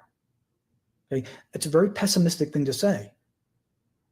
O.J. Simpson said something similar. He said, I will search for the real killer of Nicole for the rest of my life. And I believe him. Because he'll never find the real killer because he is the killer. And so it's so great. And JF, same thing. He says, don't even bother looking. There's no body. There's no crime. There's no sign of it. Don't bother. She's off tripping. She's off having a good time. Don't bother. I mean, that's an attitude. At least OJ tries to fake some concern about what happened to his wife, which he did. But JF, don't. It's a huge headache, bother, because it interrupts his life. Not that he has two children without a mother. That's not. Most important thing is that he gets to sleep late. So therefore, he gives this pessimistic for the rest of my life, giving no hope of recovery. There is a presupposition and an expectation of optimism. That I'm going to find Caitlin. Caitlin will be found. It's okay. But what I have here is 4 pieces of information regarding him and an incomplete piece of information regarding the victim. All I know about the victim is her relationship to him. I don't even know her name yet. So let's listen as it continues. So his order and priority put more emphasis. 4 times he referenced himself. Only once was about her. He gave us an incomplete social introduction, which suggests there is a problem in the relationship. I move on. The dispatcher said, okay, where did you see her last? Because the dispatcher heard this, and I think the dispatcher did a good job. She heard this. I can't find her anywhere. That means he's looked at specific places and he's thinking of a specific place. I can't find her anywhere. Keep that in mind as I go along. Where did you see her last? Okay. The operator asks, give me the location where you last saw her? John Carter refuses to answer. He says this. I saw her at like 12 o'clock last night. She stays in a house by herself. I'm really nervous. Her car's still there. Her purse is still.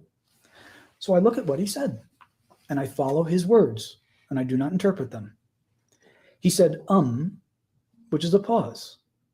Now, when a person goes missing, the loved one that was with them the last time they saw them, they have an extremely high hormonal response. They are on high alert. The hormones are through the roof.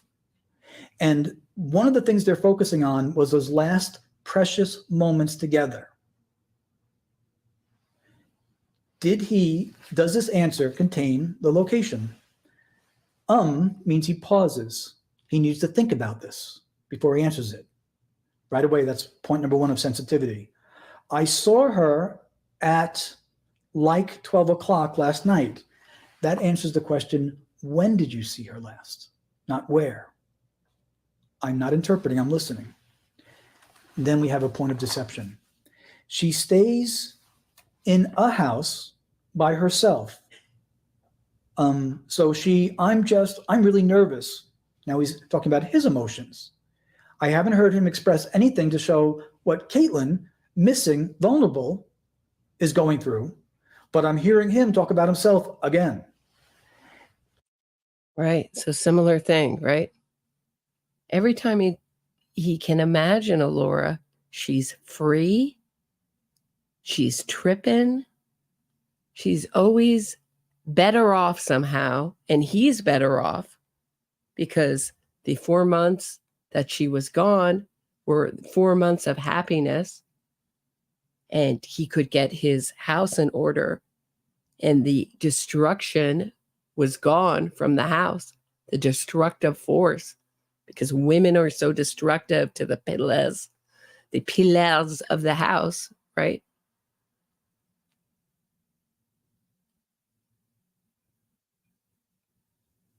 It's never, is she cold? Is she hungry? She has no money. She only has those small fire things. Oh, no, she's fine. You don't know Mama JF. That's what he calls her, Allora. You don't know her like I know her. I know her so well, I won't even mention her name, and I won't show her picture, because although she threw herself in front of my camera whenever she could, I now need her consent to show her image. And because she isn't here, if she calls me up and says she wants me to share it, and then he kind of smiles. Always smiles when he mentions contact with Allora, as if he knows it will never happen. It's kind of duper delight moment there. He said she stays in a home by herself. Okay, stays is present tense. Where did you see her last? He says when, around what time, and then he went into the present tense. And this is what I was referencing when I talk about someone who is a habitual liar.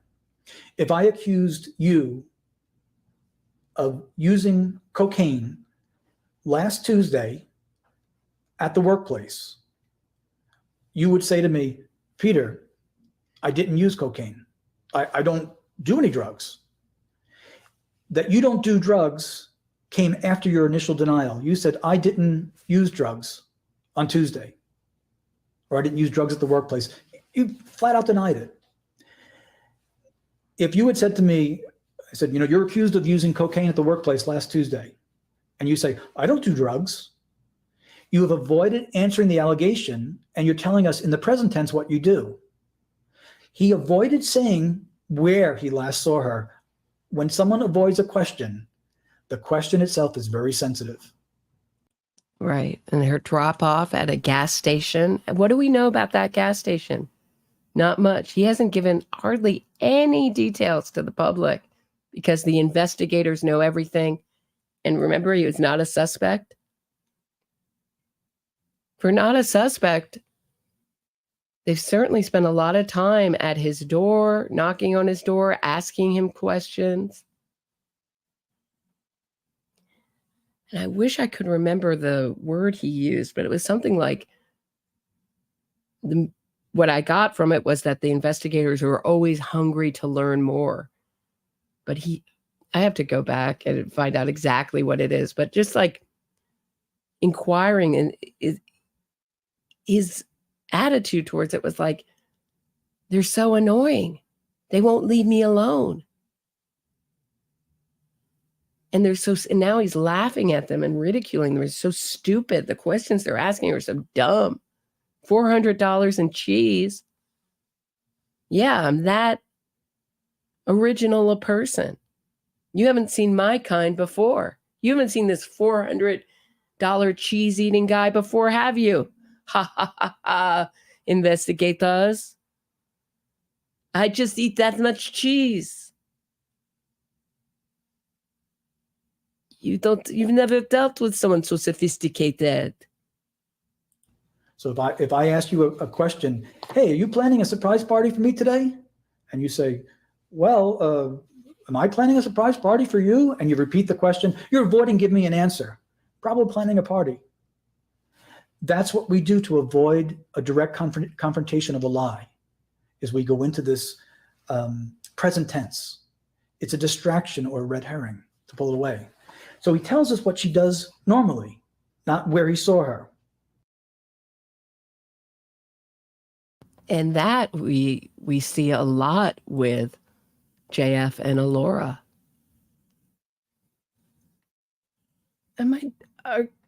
I don't know how you guys are feeling. I don't know if you're very interested. Would you want to watch more of this? Or maybe I should just end it here. It's been an hour and 46 minutes. I'm going to take a break, come back. Maybe we'll watch a few more minutes of Peter Hyatt talking about the Caitlin Markham case. The great Peter Hyatt, the statement analysis, when we get back from the break. If you are enjoying this episode of my True Crime Report, please hit the thumbs up, subscribe to the channel, and share this episode. Get access to exclusive podcasts and other bonus content by becoming a patron today. If you have a question or comment for me, shoot me a super chat and I'll do my best to answer it and read it on air. Thanks so much. Now back to the show. All right. So before we go right back into Peter Hyatt and his amazing statement analysis of the Caitlin Markham case, and it's been a while since I looked at this. There's so many things that are relevant to what we're talking about in this case. All right. So everybody says, Beverly Lawyer says, keep going. Chuck E. Cheese. I just got here, but I'm enjoying it. Nice name. All right. Tinsel TQ says, I'm here for more if you've got time. Well, I've got some time. I love Peter Hyatt. I was keep going. Thanks, Craig. Very interested. I was lucky to have a father who always told me to pay attention. The language used. He was like, talk about the commercials, whether they were using some sort of euphemism in the commercial or some kind of language. So got me very sensitive to language. But what Peter Hyatt does is a whole different discipline. And I always find it very interesting, and his observations very interesting. So this is part 2. And this took a long time for John Carter to be charged with this crime. And what they did was he had a buddy who helped him. I think that's what I think dispose of the body. And they arrested him first. And then I think he made some kind of deal. And then John Carter was arrested. And it was such a surprise because up until then, we had a lot of people saying, he had a lot of support. A lot of people saying, you guys are crazy, he wasn't involved. But it was very much like JF. It was so, his interviews and his statements were so odd and off the chart weird that I just thought it could be no one but him. I thought he looked very, very guilty with the whole in context of the totality of the evidence. So I'm really happy that that Caitlin Markham is finally seeing some justice. But it took a long, long time from that. And I wonder what's going to be the timeline in this case. I hope they move quickly. I hope so. And accurately. He wants the police to know that he's nervous. That is an unnecessary statement. He's not helping right now, to this point at least. He's not helping the flow of information. He's talking about himself. By the way, just in case you're wondering, he's very polite. He says hello to the police or hi to the police when he calls them. And he's a real rule keeper. He's a law-abiding citizen. He knows you don't call before 24 hours. But he's such a good guy that he's making the call anyway. And by the way, his fiance is missing. He's really nervous about that. Now, someone is nervous. Of course, they don't have the need to say that. Okay. So he avoids answering the question about the location. Now I'm on high alert for the location of where they were last together. That's critical information that he is withholding. So he needed to pause. He told us what she does in the present tense. He avoided the question until, instead of answering the question, he has now given us a time period, like around midnight. Okay. In fact, it's not midnight, but like midnight. The location is withheld. And then we have the reemergence of himself. He's concerned about himself. He's feeling his emotions. He has a need to talk about his emotions. What's Caitlin experiencing? Who has her? What might she be in need of now? Has she been fed? Is she okay? These are things that we expect people to say, what you and I would say if our loved one went missing. Instead, the focus is upon the caller himself. And what I'm going to do is I'm going to allow the rest of the call to either affirm this or deny it or not answer it. Then they went on to ask about the address. And the issue of not being able to find her anywhere is going to be very important as we go through this. It's going to be something that's going to weigh upon the 911 operator's mind as she considers it. And so they exchange about the address and that sort of thing, but I can't find her anywhere is a pessimism that we don't expect. And it's as if to say, don't bother looking because you're not going to find her because I can't. It's just not an expectation of success. Regarding police, we expect people to be impatient. Right. And he's going to go into what I've said so often, and I got it was alerted to this by Peter Hyatt, which he should be dissatisfied with the police. But JF told police, you're going to be wasting your time. It's a waste of your time to look for her. Don't even look for her. Same thing. Don't bother.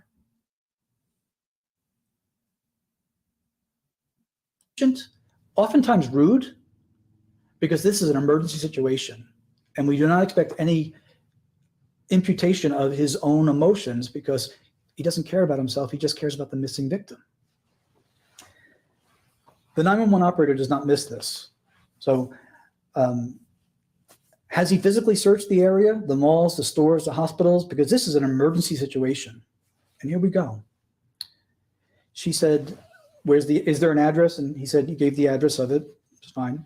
And she said, are you there now? Because what she heard was he searched everywhere and can't find her.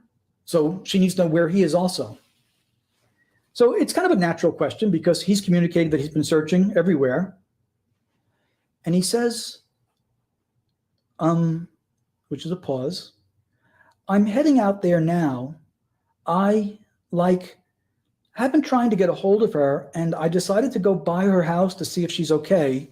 And her car's still there. She would be at work right now with her car, which is why I'm really freaking out. So he said, I'm heading out there now. I have been trying to get a hold of her. See, that's the thing that always just amazed me about this case, is he said, oh, her car's there.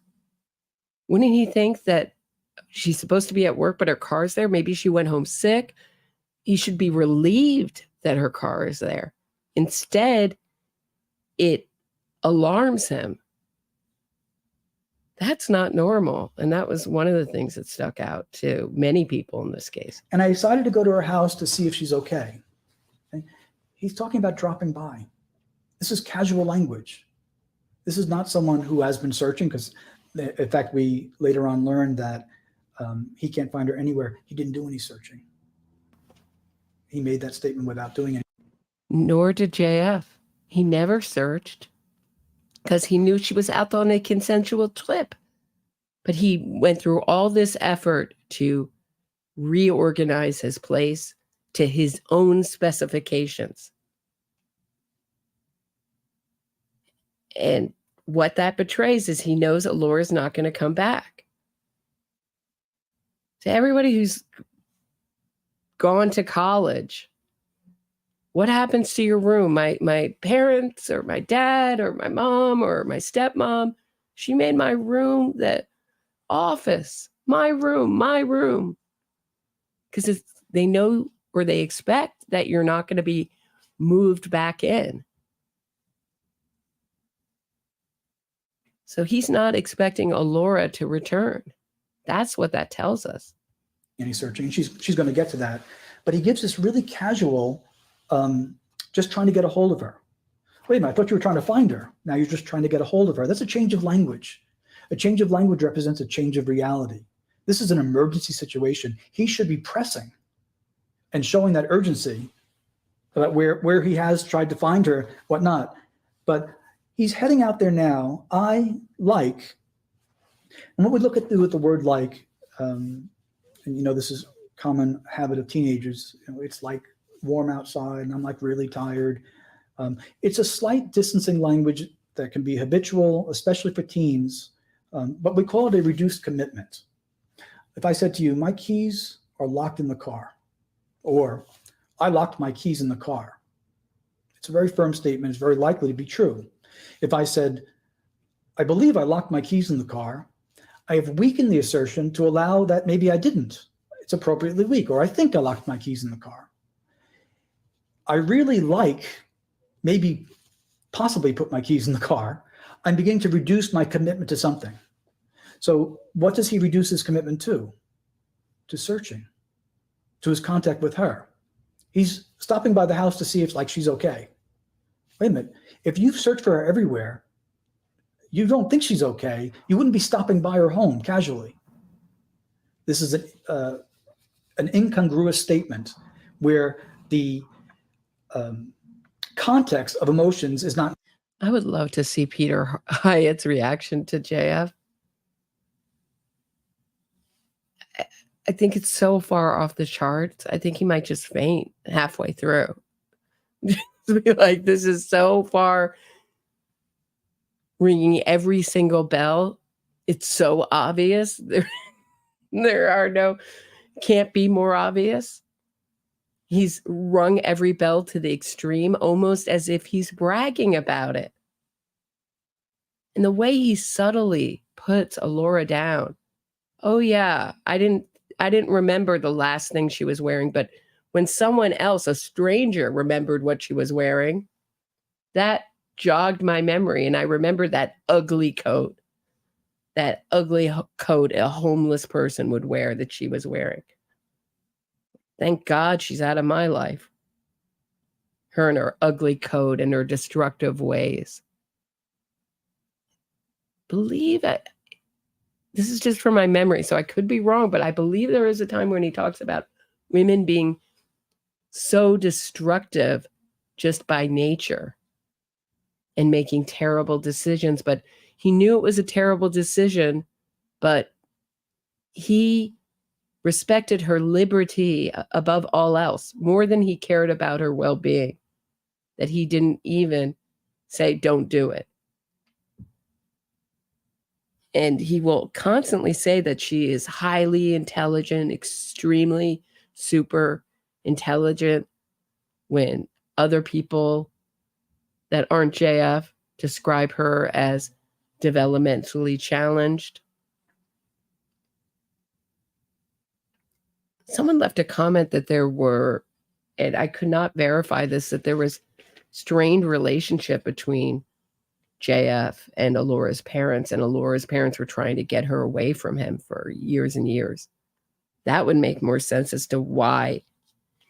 Because what these high control relationships, when you're in one, what they do is they isolate you from your friends and family. So you are dependent on them for everything. And I've looked at a lot of Allora's streams with JF, and she doesn't talk about other friends that she has currently seeing, doing things with her family, besides when she left him and lived with her family for a little bit, but unfortunately returned to him. And don't we all wish we could go back in time to the moment when Allora decided to go back to JF and say, don't do it? Not matching the language. If he's really freaking out, if he's really nervous, then we should see that in the words. You wouldn't be stopping by trying to get a hold of her. We look at this as script building. And then he has the need to explain. So he's done a lot of that script building narration. So you don't have to just believe me. The electronic traces, I'm not a suspect. The police know I'm not a suspect. They know I didn't commit this crime. And I believe he really thought that was going to be good enough. What I see is huge disappointment and massive anger at investigators for not just taking him at his word. Why couldn't they? I'm JF Gariepy. Why question me? I'm so much more intelligent than all of you. Stupid low IQ normies. I told you what happened. And he keeps saying the electronic, I know that I didn't do this crime, not because I'm not capable of it or because I loved her, but because the electronic traces are far apart. How could he know? What if she went out to live in the wilderness and secretly camped out behind the house? He couldn't know that. How would he know that she's far, far away? He could have dropped her off at the gas station and she could have hitchhiked, since she's such a frequent hitchhiker, back to the home.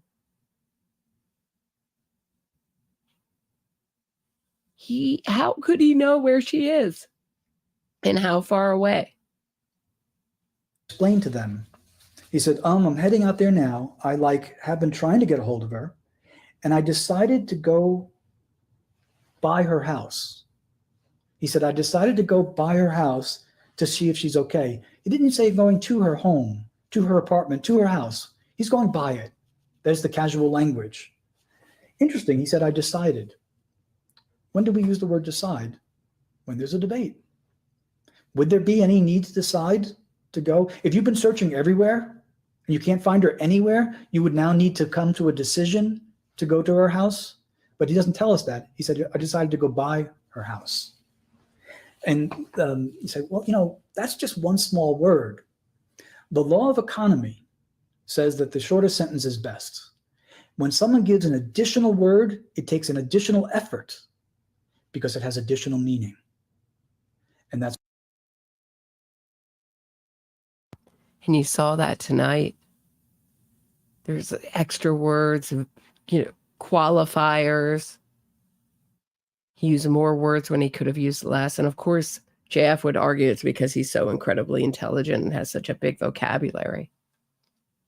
I am going to let this go for about a couple more minutes, But I am running out of gas, guys, unfortunately.